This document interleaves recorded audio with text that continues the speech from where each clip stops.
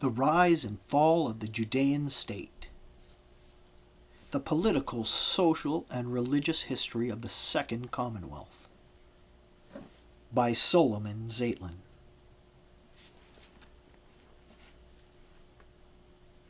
Book 1.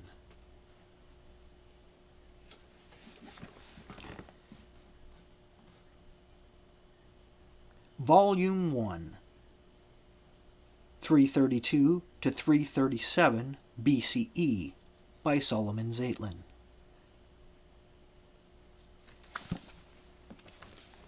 Freshness of approach is the outstanding characteristic of Dr. Zeitlin's work on the history of the Second Jewish Commonwealth.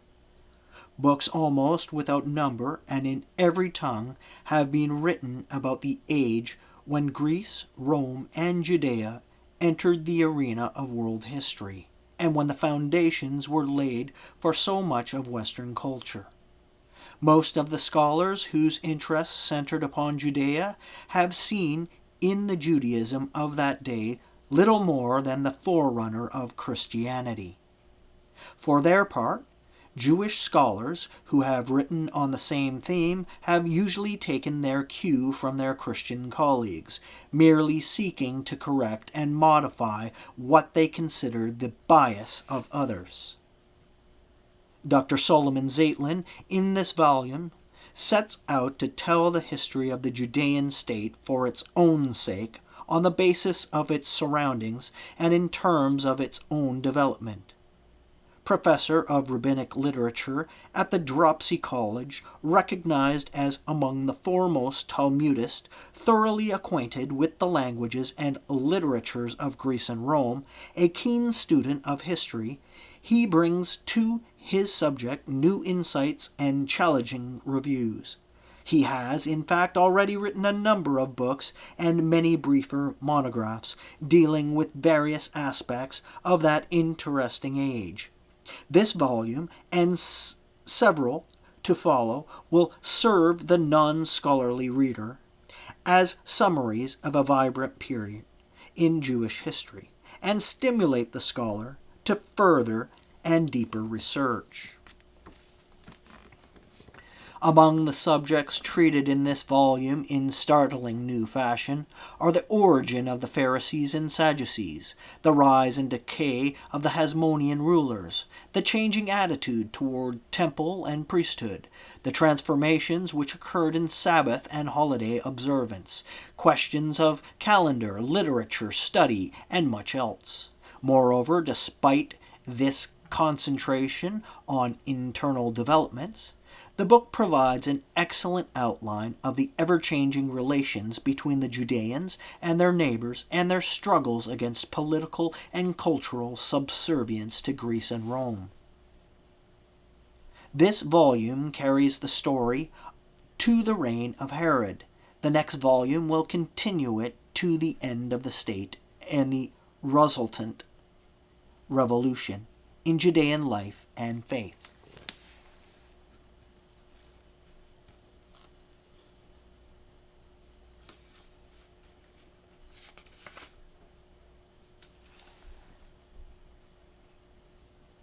(1962)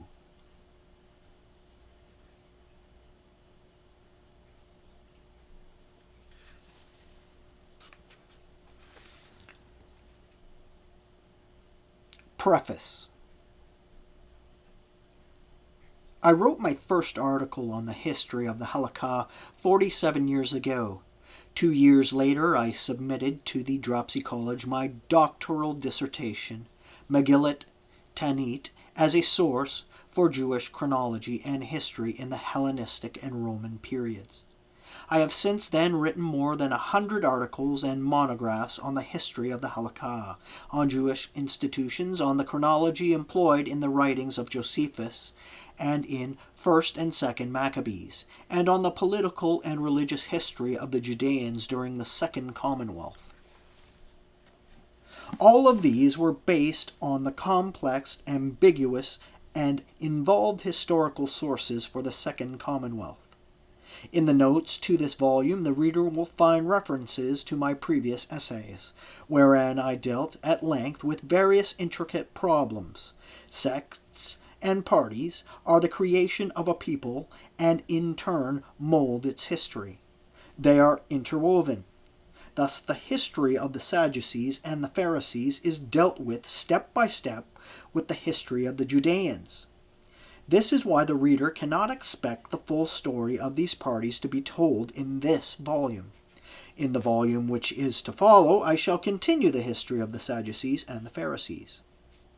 The biblical passages in this volume were quoted from the translation of the Jewish Publication Society, the passages from the Apocrypha, from the translations of the Dropsy College edition. The passages from the rabbinic literature are my own translations. In quoting the Greek and Roman sources, I employed the Loeb Classical Library, although in some instances I found it necessary to make my own translations.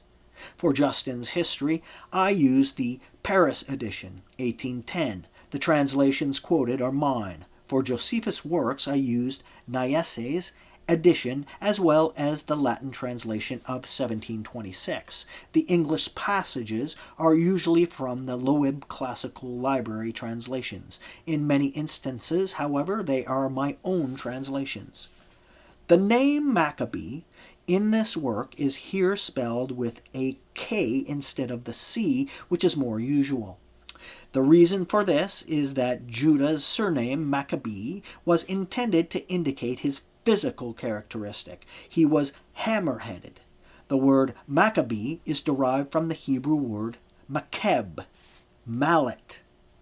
The second volume will continue excursuses evaluating the sources, including the reasons why the Dead Sea Scrolls cannot be considered a source for the history of the Second Commonwealth. A selected bibliography, as well as a more elaborate index, are also deferred to the second volume. I take this occasion to acknowledge my indebtedness to many of my students who, for 4 decades, loyally challenged my views. Many of my conclusions were crystallized and shaped in the classroom. To use a Talmudic expression, one learns much from his teachers, more from his colleagues, and most of all from his disciples. The writing of this systematic history of the Second Commonwealth was undertaken at the urging of Mr. Sol Satinsky, president of the Jewish Publication Society, a man with a keen appreciation for learning and a deep interest in history.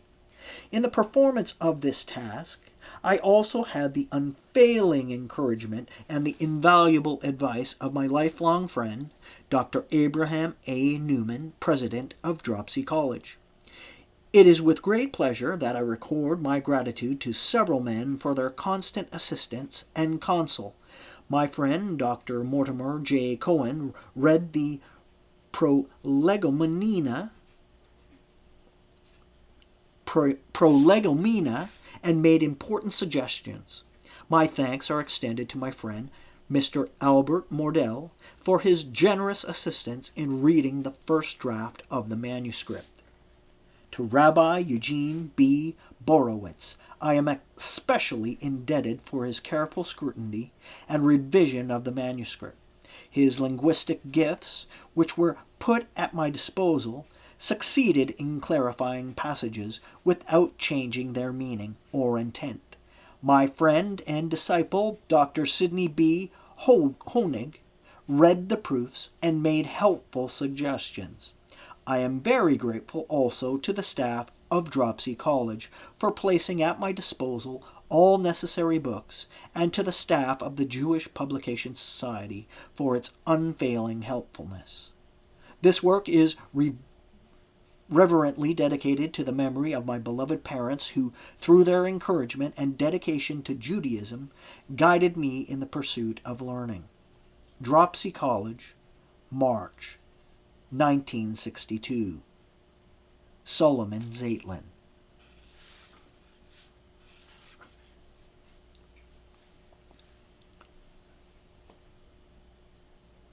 Introduction.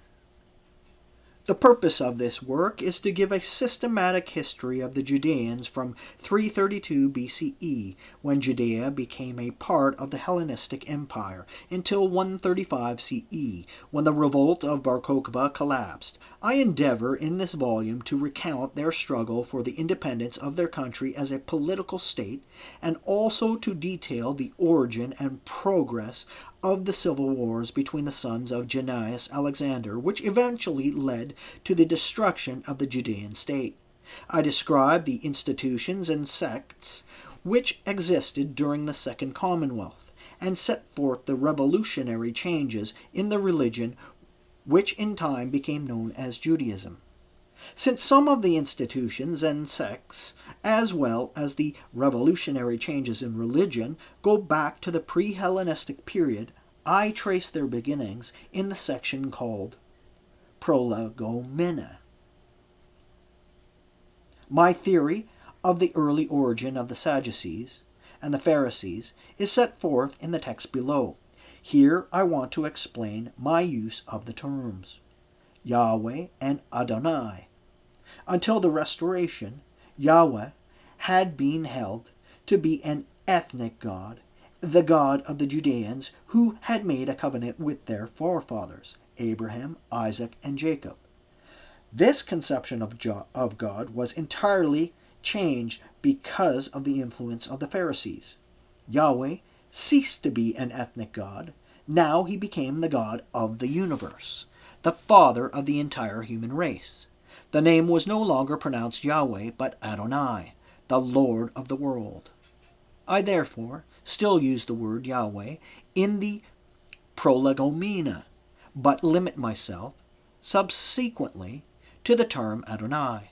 The word Yahweh is not a transliteration of the Tetragrammaton. We do not know how the 4 letters were pronounced.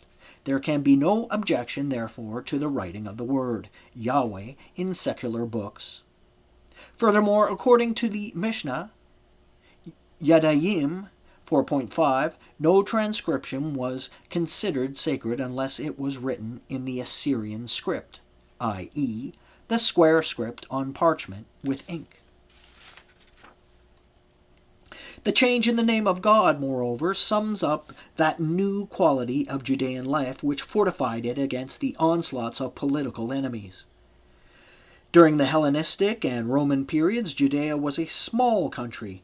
There were many peoples and countries at that time, but when these were conquered by various empires, they lost their political existence as well as their identities as ethnic groups. We know of their existence only through ancient Greek and Roman historians or from recent archaeological discoveries. Even great empires of ancient times were conquered and obliterated and are known only from historical books and tablets unearthed from time to time.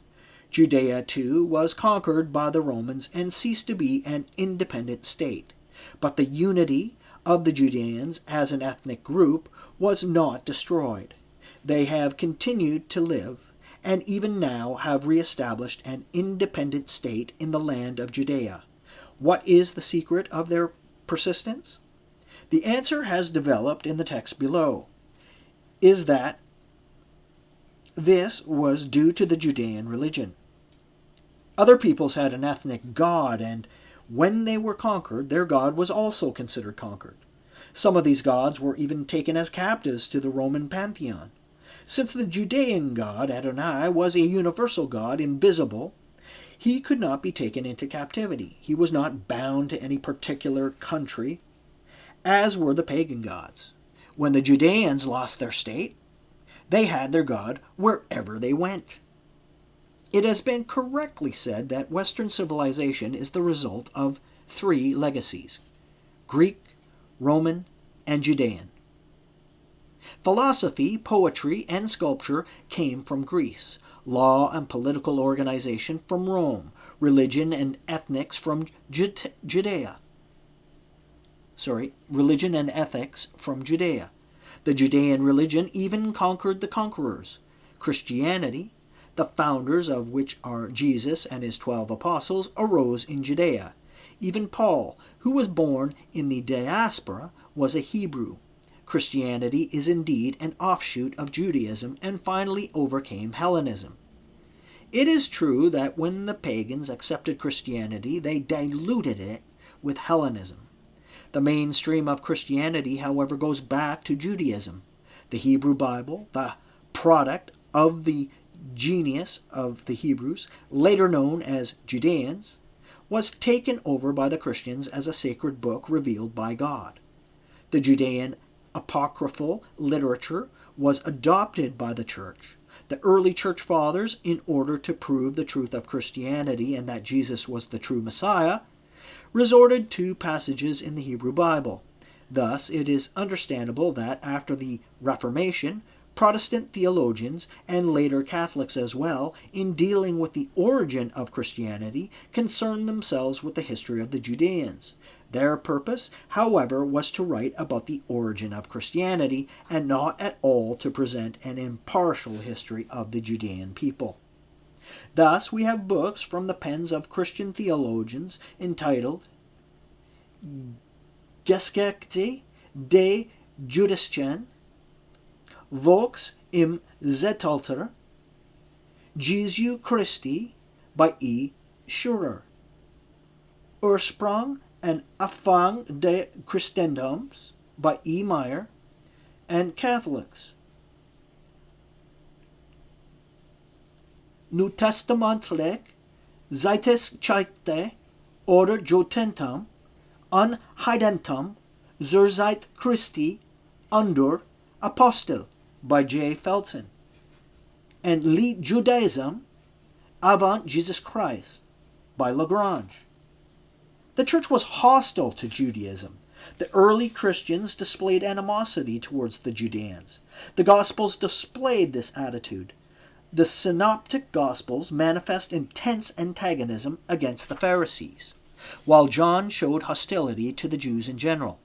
The attitude of the Church towards the Judeans exerted a deep influence even on the liberal theologians. E. Meyer calls the Hasmoneans echte jüdische Fanatiker, while he pays homage to Jason and Menelaus as Reformed Jews. He berates them as follows: So hat das intelligente Reformborn Judentum alsozeit ein instinktives Gefahr davor beiweisen, wohin die herrschende Strömung geht, und wo sich ein gutes Geschaff machen lässt. Tacitus, in his history, said,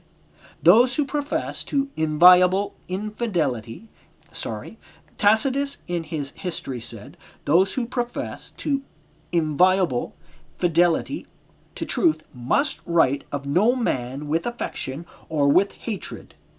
Sino, odio, descendus est. Christian theologians have shown hatred. Some modern Christian theologians, to be sure, have adopted a liberal attitude towards the Pharisees and Judaism. They earnestly seek to understand the causes which brought about the parting of the ways. But a history of a people cannot be written unless the author can achieve contact with the mind of the people about whom he writes. This can be accomplished only by a thorough knowledge of the literature produced by the people. The Christian theologians have not penetrated into the mind of the psychology of the Judeans of the Second Commonwealth because they were devoid of a full understanding of the literature of this people. I refer primarily to the Tanakhic literature. The writings of Josephus are of great importance, but they do not tell the whole story of the Judean people. While there is a vast literature written by Christian theologians on the history of the Second Commonwealth, forming a sizable library, the Jews, for their part, have produced only one systematic history of that period, namely, the work of J. Klausner. While other Jewish theologians and historians have written many essays and monographs, some of great value, these do not constitute a systematic history. Klausner's work is of importance. In many respects, he followed the Christian theologians, but he gave a narrow Jewish nationalistic interpretation. He also did not utilize the development of the Halakha, which is indispensable to the full understanding of the religious, social, and economic history of the Judeans of that period. Because of his insufficient knowledge of the development of the Halakha, he wrongly interpreted some periods in the history of the Judeans. Nor has the period of the Second Commonwealth received adequate treatment in the complete histories of the Jews that have appeared from time to time. Laudable and within limits successful as some of these efforts are, no single historian can possibly write a complete Jewish history. To do so, one must master the history of the world. One must have a profound knowledge of the literatures and languages in which the documents and sources were written and preserved. No one is equipped with such vast, incalculable knowledge. It is more than a Herculean task to acquire it. It should be written by a group of scholarly historians, as I once suggested.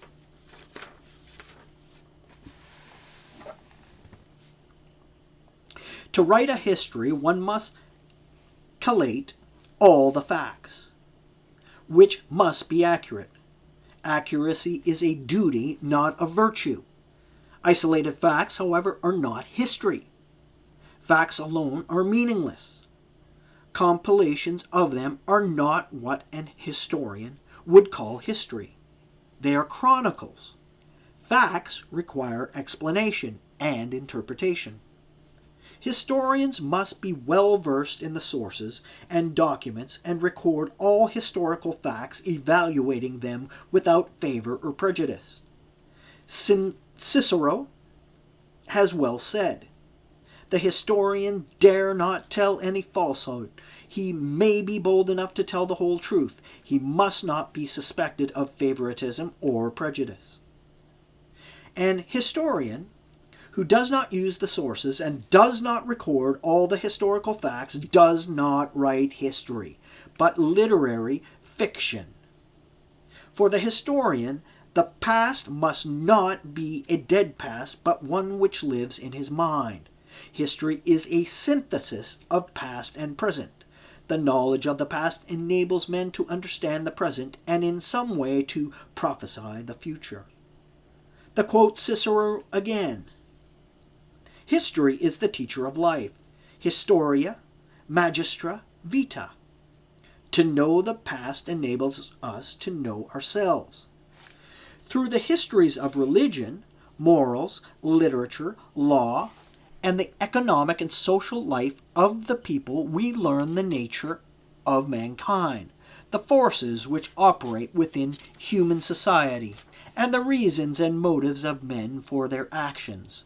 The present illuminates the past. The historian, besides collating all the historical facts, makes use of chronology, archaeology, geography, and epigraphy,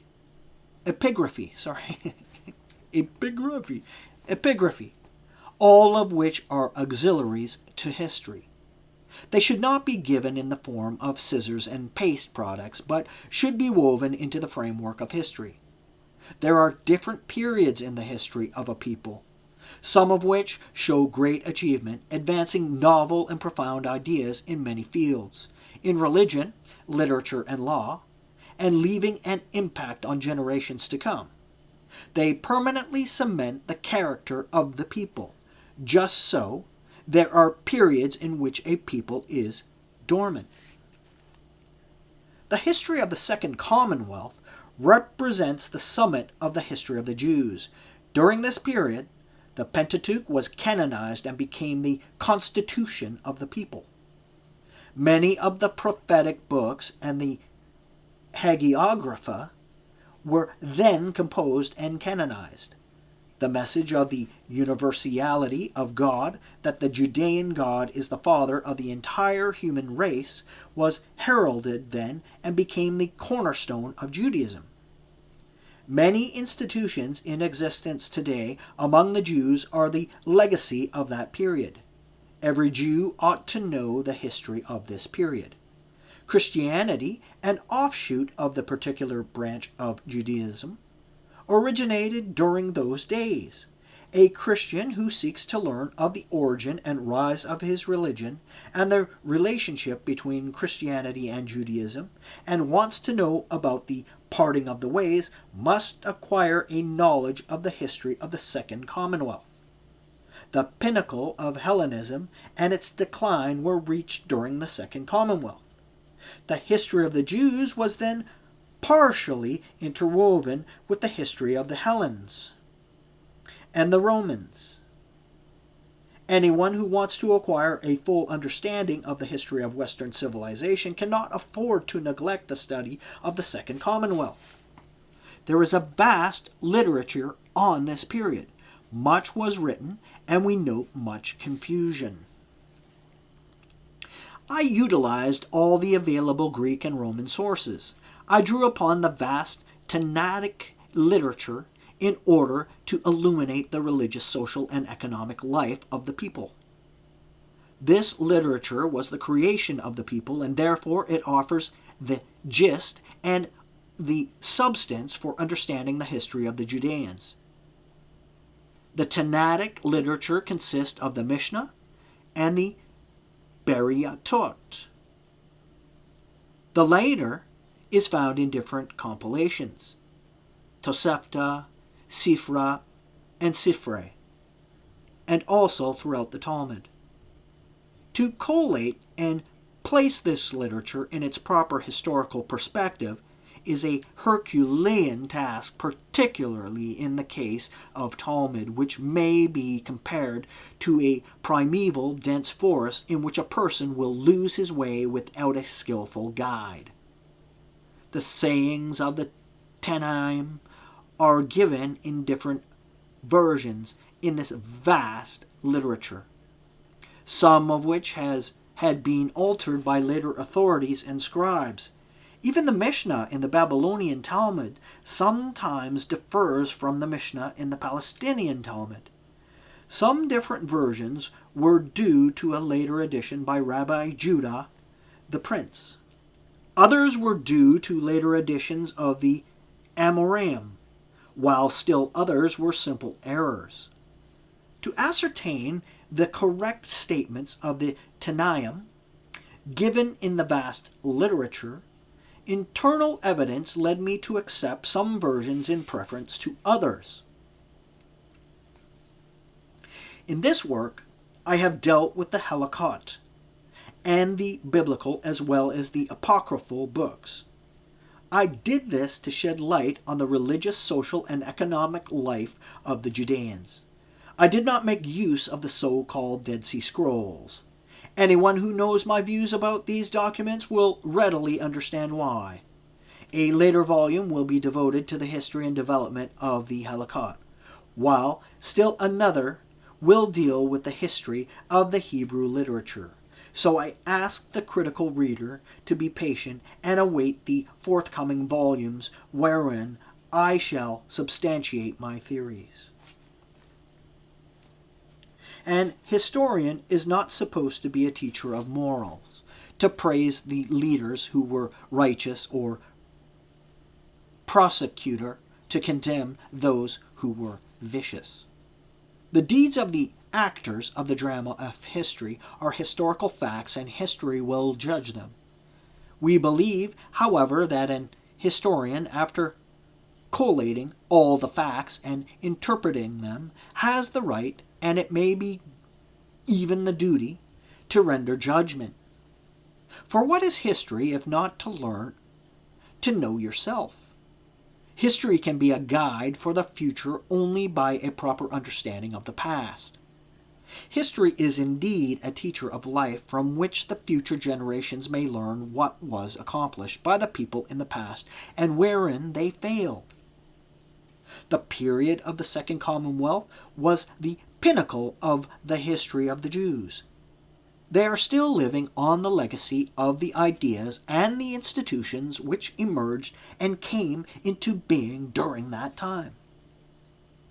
we must not overlook the failures committed by the leaders of the period of the Second Commonwealth.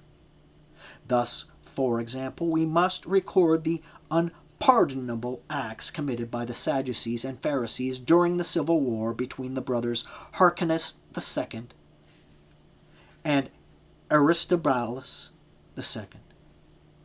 Both parties had come into being as religious groups. Now they involved themselves in politics, which led to a tragic end and had a devastating effect on the future of Judea. History clearly demonstrates that religious leaders should not interfere in political matters and magistrates, and secular leaders should not interfere in religion. The Pharisees did much for Judaism when they later abandoned the political role to civil government and devoted themselves entirely to the ideology of religion. History notes the lack of statesmanship on the part of the Judean leaders during the cold and hot wars between the East and West, the Parthians and Romans. The Judean leaders were involved in the civil political feuds, neglecting the interest of the state of Judea. There is a popular saying that history repeats itself. History does not really repeat itself. Its moment does not travel in circles but in spirals, and the apparent repetition is always differentiated by having acquired something new. It is an ever-flowing river of events. History zigzags through time, winding in and out. The so-called repetition depends much on the political, social, economic, and religious forces behind the events. While history is determined by forces, it also depends on the will of man, which often changes the stream of history. It is of historical interest to make a parallel of the emergence of the Second Commonwealth and the Third Commonwealth, the present state of Israel. Then, as now, the restoration of the state began with a proclamation by an outside power. Then, as now, the secular and religious viewpoints were in conflict. Then, as now, the neighbors of the new state resented its appearance. For centuries, the Judean state served as a buffer between its powerful neighbors. Israel should take cognizance of this fact, and in shaping her diplomacy, should look to the history of the Second Commonwealth as a guide.